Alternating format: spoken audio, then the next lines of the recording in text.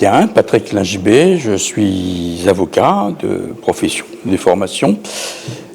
J'ai été invité par l'Express parce que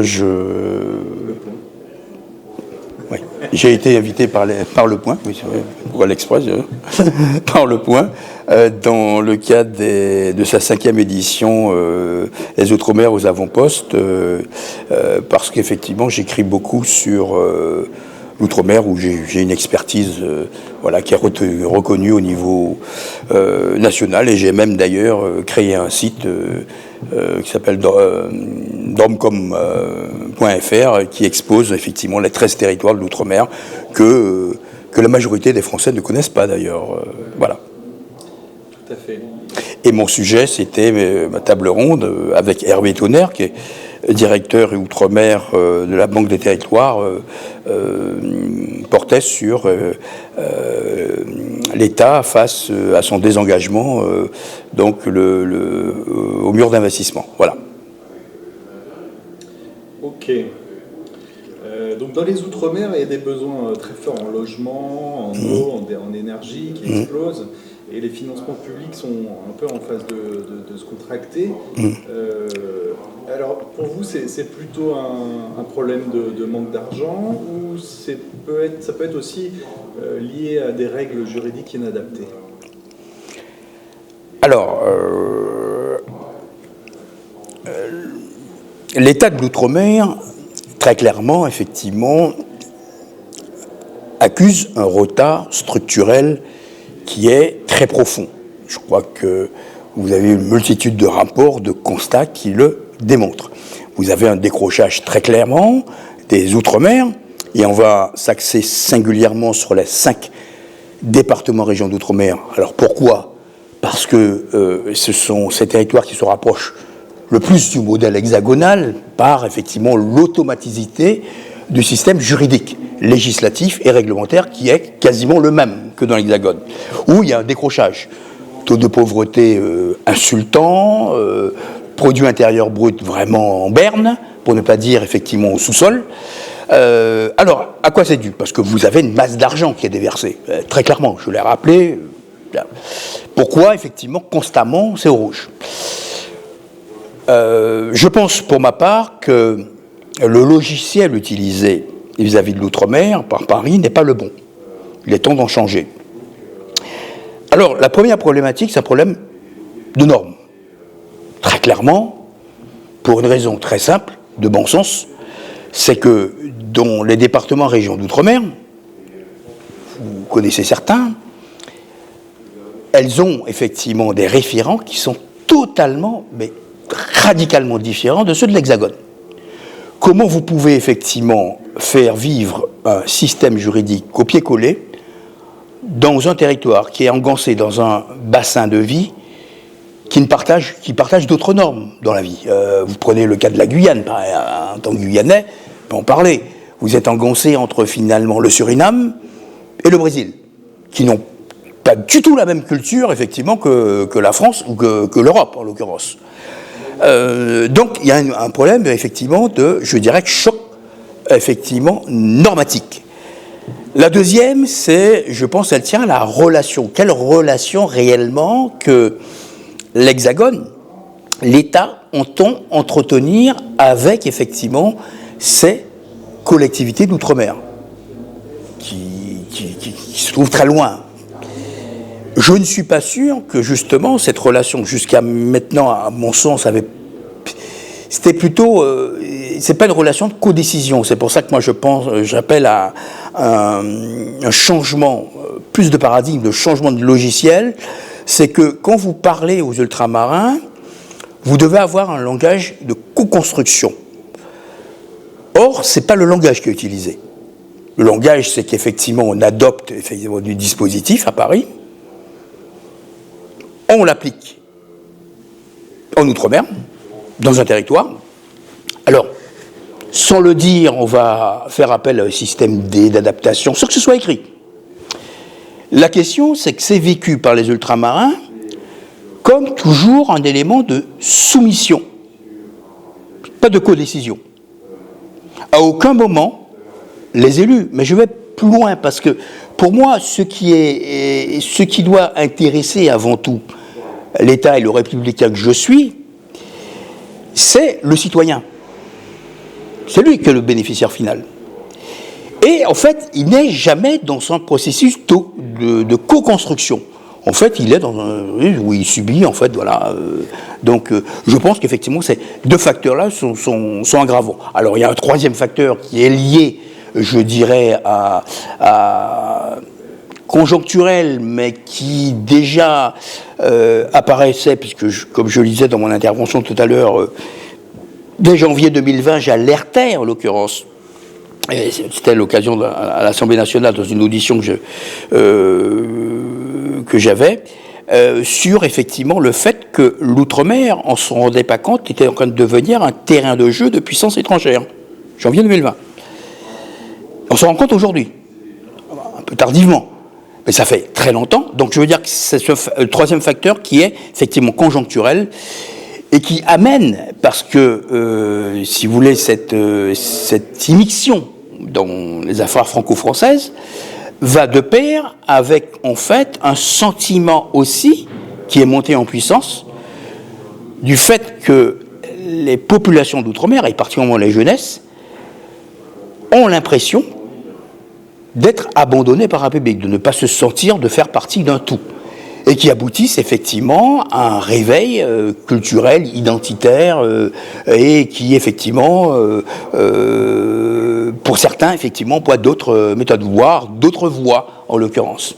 Et vous savez qu'il est toujours facile, en l'occurrence, pour des gens qui sont en désillusion, en perte de repères, d'être effectivement tentés par des voies alternatives qui, pour moi, effectivement, conduisent à l'impasse. Mais en fait, toujours est-il, voilà. Vous voyez, donc là, on parle plutôt de ce qui s'est passé en Nouvelle-Calédonie, avec des interventions oui. un petit peu russes par oui. l'Azerbaïdjan. Le réseau Bakou, la Russie, la Chine aussi, la Chine qui intervient sur le plan économique, oui, tout à fait, oui. Ça c'est assez clair aussi en Guyane, quoi. Oui, tout à fait, oui. Tous les territoires outre-mer sont concernés, contrairement à ce que l'on pense. Hein. On l'a focalisé sur la Nouvelle-Calédonie parce qu'il y a eu effectivement les émeutes, parce que ça fait un moment que le nickel attire, oui, mais il n'y a pas que la Nouvelle-Calédonie. C'est que, en fait, en se focalisant sur la Nouvelle-Calédonie, on a oublié qu'il y a d'autres territoires qui sont tout aussi attrayants et tout aussi qui aiguisent l'appétit. En l'occurrence même, les territoires que l'on ne pense jamais, d'ailleurs. Il est évident que la France a 13 territoires d'outre-mer, deuxième façade maritime au monde. C'est évident en termes de géostratégie, en termes de géopolitique, nécessairement la France gêne. Je veux dire que nous ne sommes pas dans un monde de bisounours. Le point de la réalité, c'est ça, en l'occurrence. Donc, pour résoudre un petit peu ça en termes juridiques sur ces collectivités, vous pensez que la différenciation juridique et l'expérimentation locale, c'est la solution pour sortir et de sortir autant que possible du cadre national, de l'uniformité dans le cadre national? Alors moi, je ne crois pas à l'uniformité. Pourquoi ? Parce que l'uniformité ne fonctionne que lorsque vous avez un terrain qui est le même partout. Or, l'outre-mer vous donne la démonstration qu'il n'est pas uniforme, alors sur le même territoire. Mais il n'est pas uniforme, pourquoi ? Parce qu'effectivement, ne serait-ce parce que vous devez traverser l'Atlantique ou d'autres océans pour effectivement arriver, et que la continuité territoriale est un vœu pieux. L'ultramarin, lorsqu'il arrive dans l'Hexagone, c'est un choc climatique, mais aussi de civilisation, il faut le dire, parce qu'effectivement, je crois que, en fait, on a oublié une chose, c'est que, à force de porter cette idée d'uniformité, d'égalité uniforme, d'assimilation, on a véhiculé l'idée, et on en paye le prix aujourd'hui, par un réveil des identités, ce que j'appelle un réveil identitaire, qui n'est pas propre d'ailleurs en Outre-mer, même s'il est plus marqué, parce que vous le voyez dans l'Hexagone. Le retour des régionalismes. Le retour de bâton, c'est qu'effectivement, les gens sont perdus, quoi. Ils se disent, ben ouais, mais enfin, on est assimilés, mais en fait, finalement, c'est une fausse assimilation, parce que La vérité, c'est que d'abord, on n'est pas traité de la même manière, et puis deuxièmement, lorsque finalement on est dans l'Hexagone, on voit très bien que nous sommes différents. Voilà. Et c'était simple. Pour moi, il faut décrisper le discours, il faut changer de logiciel, mais le logiciel, alors, outre effectivement la percussion juridique, je dirais, l'électrochoc qu'il faut avoir, effectivement, afin de traiter les réalités telles qu'elles se présentent, pas telles qu'on voudrait qu'elles soient. Parce que jusqu'à maintenant, on part du principe, on veut que les réalités soient celles qu'on souhaite. Mais c'est pas ça. Le réalisme, effectivement, juridique, c'est effectivement de répondre aux réalités telles qu'elles se posent. Et ça n'a pas été le logiciel jusqu'à maintenant utilisé. Mais au-delà, c'est le discours. C'est-à-dire que vous ne pouvez pas continuellement avoir un discours qui est d'uniformité. La République, pour moi, c'est en fait un réceptacle d'identité, de valeurs. Je veux dire que même si on est d'une époque où la France s'est construite artificiellement sur un jacobinisme, la réalité, c'est que les régions et les régionalismes ont toujours survécu. Ils ont survécu. On le voit très bien d'ailleurs. Le fait régional, la preuve en est. Pourquoi nous sommes le pays en Europe qui avons le plus de collectivités territoriales. Plus de 38 000 communes. On n'a jamais réussi à mettre fin, à unifier les communes. Pourquoi ? Parce que le fait identitaire est un fait qui, un jour, est le plus puissant, en l'occurrence. Et ça veut dire que si vous ne fonctionnez pas avec les identités, à travers d'un socle que j'appelle la République, le pacte républicain, vous échouez. Et c'est ce qui se passe d'ailleurs en Outre-mer. Si vous n'intégrez pas la donnée identitaire, régionaliste, effectivement, ce que les gens veulent, c'est évident qu'un Martiniquais, qu'un Guadeloupéen ou qu'un Guyanais se sentira plus proche, effectivement, d'auteurs comme Césaire que Victor Hugo. C'est pas une insulte. C'est une réalité. On est toujours proche de ceux qui nous ressemblent, de ceux qui effectivement, nous parlent. Voilà. Et à ne pas vouloir, effectivement, le reconnaître, eh ben, on finit par, effectivement, échouer. Et donc, c'est vrai que cette mutation de l'État, cette évolution, elle ne se produit pas très vite, quoi. On n'a pas l'impression que ça aille vraiment dans le bon sens, et voire même parfois qu'il y a une forme de résistance un peu oui, au changement, tout à fait. Comme on peut le voir avec ce qui s'est passé en Nouvelle-Calédonie.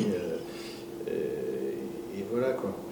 Et c'est vrai qu'en Guyane, on voit aussi des expériences comme tout ce qui est la gestion autochtone du foncier, quoi, qui a aussi un peu du mal à se mettre en place, que ce soit au niveau des élus locaux que de la préfecture, des deux côtés, quoi. Oui, on vit sur... Bon, si vous voulez, je pense que l'État a dû... Alors, si on pose la question, quelle est la vision de l'État pour les Outre-mer ? Je parle bien pour les Outre-mer, parce que chaque Outre-mer a un cas particulier. Et contrairement à ce que l'on pense, il y a 13 territoires d'Outre-mer, 13 statuts différents. Aucun territoire ne ressemble à l'autre. Et souvent, je prends l'exemple de deux territoires que je connais très bien, qui sont à 200 km l'un de l'autre, c'est la Guadeloupe et la Martinique. On pourrait penser que, c'est même ensemble. Mais pas du tout. Même sociologiquement, culturellement, c'est pas pareil, c'est pas la même réflexion, c'est pas du tout. Et on a tendance, et c'est pour ça que j'avais appelé dans un article à réformer le ministère des Outre-mer, parce que la réalité, c'est en quoi l'Outre-mer est visible au sein de la République. Je ne suis pas sûr que le ministère de l'Outre-mer, c'est un ministère qui a une importance dans le concert gouvernemental. Alors, ça peut tenir à son locataire, mais ça tient aussi, parce que qu'est-ce qui fait la performance d'un ministère ? C'est son administration. Alors, loin de penser que la direction générale des Outre-mer, au contraire, il y avait un ancien directeur qui était pour moi très excellent, qui a été appelé à d'autres fonctions. Le problème, c'est pas ça, c'est le poids que vous avez et les moyens que vous avez. Vous vous rendez compte que gérer 13 territoires demanderait une telle spécialisation au sein de l'administration pour gérer au moins, et ça je défends cette approche, des territoires par bassin, en l'occurrence. Or, ce n'est pas le cas au ministère des Outre-mer. Vous avez une ligne directrice, vous gérez en fait 13 territoires qui sont totalement différents. Comment voulez-vous apporter une réponse qui soit effectivement une réponse passez-moi l'expression, chirurgicale, adaptée au territoire. Sachant, je vous ai donné l'exemple de la Martinique et de la Guadeloupe, qui sont radicalement différents. De toute façon, l'existence même d'un ministère des Outre-mer pose problème. Oui, tout à fait. C'est un peu un non-sens, quoi. Parce que pourquoi un ministère des Outre-mer? Oui, pourquoi pas? Il y a un ministère de la Corse, alors que... Voilà. Oui, nous sommes d'accord. C'est quand même une espèce de vestige d'une période coloniale. Voilà. Tout à fait. Donc ça montre bien la difficulté qu'on a d'avancer au niveau juridique, au niveau pensée de cet univers-là, quoi. Oui. C'est très grand, quoi. Nous sommes d'accord, oui, tout à fait. Alors si on revient un petit peu sur des questions plus triviales de justice, suite aux événements de 2017, il y a eu des gros investissements de faits en Guyane, et pourtant, toujours une grosse problématique de narcotrafic. Donc est-ce que l'État sera capable de juguler cette question? Est-ce que les moyens sont suffisants? Qu'est-ce qu'on peut dire sur cette question-là? Alors, le narcotrafic, qui effectivement, parce que souvent on a parlé effectivement des débats sur le narcotrafic en focalisant sur l'Hexagone, il faut savoir que l'outre-mer est concerné, voire effectivement sont des portes d'entrée. Est-ce que l'État a les moyens? Alors, quand je vous ai parlé tout à l'heure de bassin de vie et de percussion juridique, je pense depuis très longtemps et je défends l'idée d'un droit adapté. Quand je parlais effectivement de réponse adaptée à un territoire donné, c'est problématique. Le cas de la Guyane est symptomatique. Vous vous trouvez dans un continent sud-américain avec un État narcotrafic à côté, oui, Suriname, et un géant de l'autre, Brésil, qui ne pratique pas du tout le droit européen. Aujourd'hui, quels sont les moyens de l'État? Ça ne veut pas dire qu'il n'intervient pas. Sauf que les outils juridiques dont disposent des autorités régaliennes sont des outils prévus, alors par le droit, nous sommes d'accord, national, mais prévus pour un département lambda, qui n'est pas confronté à une délinquance sud-américaine avec des réseaux criminels qui sont importés sur le territoire. Ça veut dire, à mon sens, et je l'ai défendu dans 37 propositions que j'ai formulées, que pour moi, il faut effectivement des dérogations qui puissent permettre de répondre à des problématiques spécifiques. Alors on me dit, oui, mais bon, ça peut être très dérogatoire. Mais là, il faut savoir ce que l'on veut. Soit effectivement, on est capable d'assurer sa souveraineté, de protéger la population, parce que c'est ça. Le rôle de l'État majeur, c'est effectivement la sûreté de la population. Soit on n'est pas capable, et enfin, la souveraineté n'est pas assurée. Et dans le cadre de ce dispositif, il y a un article qui est très peu utilisé, très peu connu de la Constitution, c'est l'article 37A de la Constitution, qui prévoit effectivement des dispositifs législatifs ou réglementaires à caractère expérimental. Et je dis souvent qu'en Outre-mer, on a intérêt à utiliser cette politique normative expérimentale. Elle a deux atouts. La première, c'est de permettre de déroger, pour pouvoir répondre, mais surtout de tester cette application. Parce qu'il y a un bilan à la fin. Savoir si elle a marché, pourquoi, et si elle n'a pas marché, pourquoi elle n'a pas marché. Et pour moi, c'est l'avenir, à mon sens. C'est pas moi, je ne crois plus aux grandes lois, effectivement. Je crois à une approche territorialisée et une réponse très claire. Si on veut reconquérir, je dirais, la confiance citoyenne, en l'occurrence, qui est quand même mise à mal en Outre-mer, il faut le dire, il ne faut pas rester très clair que le citoyen ultramarin, lui, effectivement, se demande, il n'a pas une confiance légitime aux institutions, il faut très clairement. Alors, quant à la justice, n'en parlons même pas, parce que les chiffres sont effrayants. Donc c'est comme ça qu'on va. Donc pour vous répondre, l'État a les moyens, mais je pense qu'il faut effectivement encore les adapter. À mon sens, oui, très clairement. Et cette justice dérogatoire n'est pas du tout utilisée pour l'instant ? Non, très peu, non. Même pour ces questions de mules Non, il y a le 100% contrôle, mais si vous voulez, c'est pas une justice dérogatoire, c'est pas des mesures dérogatoires. Alors, c'est des mesures dérogatoires vues de l'Hexagone, mais c'est quoi? C'est effectivement les dispositifs les pouvoirs de police qu'a le préfet, qu'il a adapté au niveau de l'aéroport, en disant, bon voilà, mais c'est pas, si vous voulez, c'est dérogatoire, mais c'est pas vraiment ce qu'on appelle le droit dérogatoire en lui-même. Voilà. La preuve en est, il a été étendu aux Antilles. Qu'est-ce que je voulais... Bon, je change complètement de sujet, mais c'est vrai que votre thématique aujourd'hui était un petit peu sur le mur d'investissement.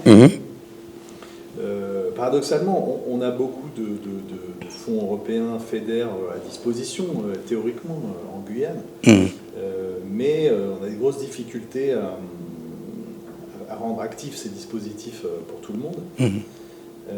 Donc, qui est responsable? Est-ce que c'est à l'État un petit peu de réorganiser ces fonds ou de mettre les cadres nécessaires pour diffuser ces fonds? Ou est-ce que les collectivités doivent le faire? Comment améliorer ces accompagnements sur ces questions de financement? Quelle peut être la solution? Alors, parmi mes 37 propositions, je prévois une qui est de revisiter effectivement toute l'ossature juridique applicable aux RUP françaises au niveau européen. Je pense qu'on a un problème d'adaptation, très clairement, même s'il y a des dérogations, mais enfin, elle ne prend pas assez en compte les réalités. Ça, c'est la première chose. Je pense que le cadre doit être revisité. La deuxième, je pense qu'il y a une responsabilité collective, parce que souvent on dit, bon, c'est l'État, bon, je pense que, en fait, tout le monde est responsable. Alors, pourquoi? Alors, il ne faut pas oublier que dans les fonds européens, souvent dans les financements, il y a une participation initiale, un pourcentage. Et souvent, des collectivités qui n'ont pas les moyens. Alors, ce qui pose la question, effectivement, de l'autonomie, parce que l'autonomie d'une collectivité vient du fait qu'elle peut effectivement alimenter. Et bien, souvent, en Guyane, vous avez effectivement des collectivités qui n'ont pas les moyens. Le troisième élément, c'est qu'il y a un problème d'ingénierie. Il ne faut pas se dérober là-dessus. Le droit communautaire et l'instruction de dossiers est complexe. Donc, comment on fait? Moi, je suis régionaliste. Mais pour moi, quand je vous parlais de citoyen, le bénéficiaire final, je pose d'autres questions. Je pense que la question des compétences peut se poser pour certains territoires. Je m'explique. Pour moi, la question à se poser, qui est le plus pertinent au regard des difficultés d'un territoire pour être chef de file d'un projet donné, d'une politique donnée? Est-ce que c'est l'État? C'est une collectivité majeure ou une autre collectivité subsidiaire, telle que la commune? Pour moi, ça doit se décliner territoire par territoire. Et je n'ai aucune difficulté à considérer que dans certains territoires, l'État serait le mieux placé pour le faire. Alors ça peut gêner. La question, c'est de savoir à quelle fin. Pour moi, la finalité, c'est le citoyen, lui, il se moque de savoir qui exécute et qui arrive à sa prestation qu'il demande, en l'occurrence. Est-ce que c'est l'État, une collectivité locale? Lui, c'est pas sa préoccupation première. Lui, c'est d'accéder à ses besoins qu'il demande. Donc la question, voilà, pour vous répondre concrètement, voilà. Pourquoi, par exemple, à La Réunion, ils sont les meilleurs élèves sur les fonds communautaires? Il faut se poser la question. Et pourquoi, effectivement, ailleurs, c'est pas le cas? Il faut se poser la question. Voilà. Oui, c'est vrai que la géopolitique mondiale, on voit avec le Groenland qui est une RUP, le Danemark qui est en train d'essayer d'être absorbé par l'influence américaine. Si les investissements européens n'arrivent pas dans ces territoires, on peut se poser la question il y a sûrement une autre puissance qui viendra Nous sommes d'accord. Une alternative. Absolument. Et donc c'est quand même dommage de se dire que des millions d'euros sont bloqués aussi près du but, juste pour une question de... Mais c'est pour ça que je dis qu'effectivement, il faut revoir le logiciel, en fait, alors il n'y a pas que le logiciel franco-français, je dirais, pour l'outre-mer. Il faut revoir le logiciel européen. Voilà, à mon sens, il faut savoir ce que l'on veut. Hein. Soit on veut gagner une partie, parce que nous sommes dans une partie d'échec au niveau mondial. Il ne faut pas se faire d'illusions. Hein. Il y a une accélération. Il y a oui, l'accélération, là, c'est vitesse grand V. Hein. Ça veut dire que, et comme nous parlons beaucoup, nous dissertons beaucoup, mais pour les travaux pratiques, nous sommes absents. Eh ben, c'est ça la réalité. C'est qu'on pense, l'exemple de la Nouvelle-Calédonie, c'est clair. Ça fait plus de 35 ans, effectivement, qu'on réfléchit sur la Nouvelle-Calédonie. Et je veux dire, 35 ans après, il n'y a pas de solution. Hein. 35 ans après, pour moi, c'est un échec, en l'occurrence. Il faut se poser la question, qu'est-ce qu'on a fait où est-ce qu'on a abouti? Est-ce qu'on n'a pas entretenu des rêves de part et d'autre qui étaient inaccessibles? Et puis aussi, quelle est la neutralité de l'État? Quelle a été la neutralité de l'État? Oui, je l'ai écrit en commentant les accords de Bougival. Je ne suis pas sûr, moi je suis de ceux qui pensent que je ne suis pas sûr que le troisième référendum a été effectivement tel qu'il a été organisé. Non pas qu'il ne fallait pas l'organiser. Mais tel qu'il a été organisé au moment où il a été organisé, n'était pas peut-être le bon timing. Voilà, c'est tout. Non, c'est sûr que ça pose question. Ok, bon, si pour finir, si on avait peut-être une réforme prioritaire, une réforme juridique prioritaire sur ces questions, laquelle vous metteriez vraiment en exergue, en priorité pour les Outre-mer? Ouais. Ou pour sécuriser l'investissement dans les Outre-mer? Moi, je pense que la réforme majeure à laquelle je pense, et vous savez que le débat institutionnel bat son plein, je dirais, dans les collectivités de l'Atlantique. La Réunion moins, même s'il y a des voix de plus en plus qui entendent revenir sur l'amendement Virapoulet. Un territoire ne peut se développer, qu'on se le dise une fois pour toutes, pas par la politique, mais par l'économie. Ça veut dire comment nous sécurisons le terrain économique et nous attirons des investisseurs. Y compris, et ça a été le cas quand je parlais de solutions du fonds souverain ultramarin abondé par l'État, mais surtout par le secteur privé. Et notamment, parce qu'on l'oublie, mais il faut imaginer le nombre d'ultramarins qu'il y a dans l'Hexagone et à l'extérieur.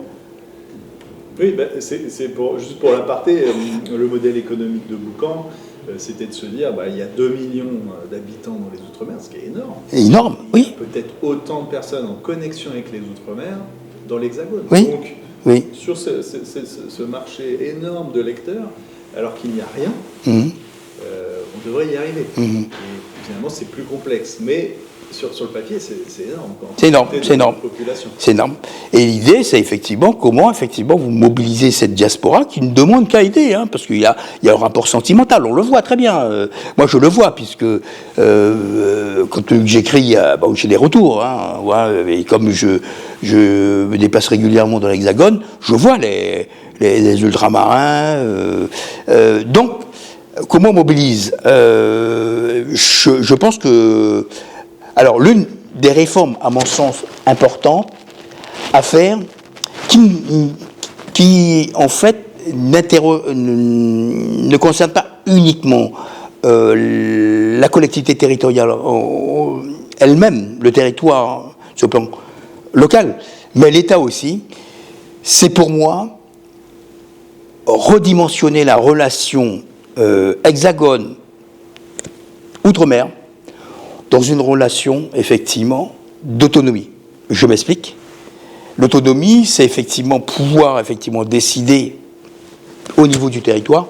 Mais cela est valable pour l'État. Quand je vous disais, effectivement, il fallait donner à l'État local, le représentant de l'État, les représentants, parce que des autorités régaliennes, des moyens, effectivement, de répondre aux problématiques du territoire dérogatoire, c'est le cas, effectivement, en faisant une réforme qui serait effectivement majeure dans le constitutionnel et qui donnerait un cap surtout et une sécurité effectivement aux personnes, notamment sur le plan économique, parce qu'il nous faut sécuriser. Je me mets à la place d'un investisseur.